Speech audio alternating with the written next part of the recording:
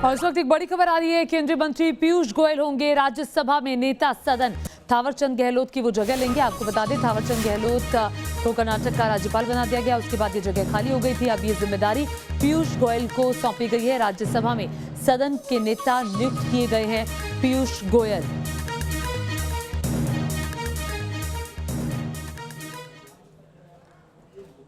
और इस वक्त कैबिनेट के फैसले पर अनुराग ठाकुर प्रेस कॉन्फ्रेंस कर रहे हैं। सीधे रुक करते हैं। मिलाकर आयुष मंत्रालय को जो ये इंस्टीट्यूट है उसका केवल नाम ही नहीं बदला गया, उसके काम में भी और वृद्धि की गई है। जैसा आप सबको विदित है, देश से चाहे एक्सपोर्ट हो, इंपोर्ट हो, शिपिंग की बहुत बड़ी एक भूमिका रहती है। और इसी दृष्टि से जो मर्चेंट शिप्स हैं उसके लिए शिपिंग मंत्रालय का एक काफ़ी लंबे समय से प्रस्ताव चल रहा था कि इस पे निर्णय करना चाहिए।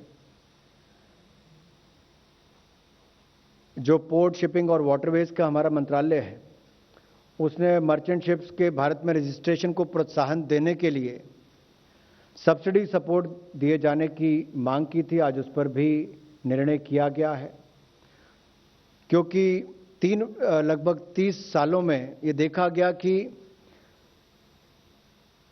कार्गो में तो वृद्धि हुई है, लगभग 11.5% वार्षिक दर से अगर देखा जाए वृद्धि हुई है, लेकिन कुल मिलाकर उसमें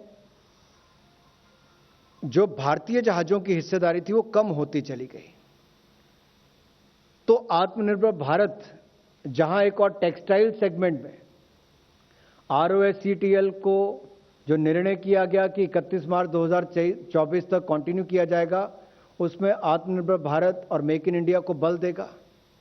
वहीं पर शिपिंग इंडस्ट्री के लिए आत्मनिर्भर भारत में भारतीय शिप्स की रजिस्ट्रेशन भी ज़्यादा हो, इंडियन फ्लैग्स के साथ ज़्यादा हो, सब्सिडी सपोर्ट भी दी जाए।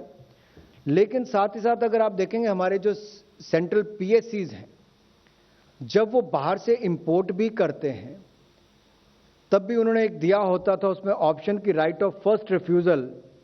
जो ट्रांसपोर्ट के टेंडर्स थे उसमें इंडियन शिपिंग कंपनीज को राइट ऑफ फर्स्ट रिफ्यूजल का इस तरह से दिया जाता था ताकि वो L1 पे जो आता था उसको मैच कर सकें।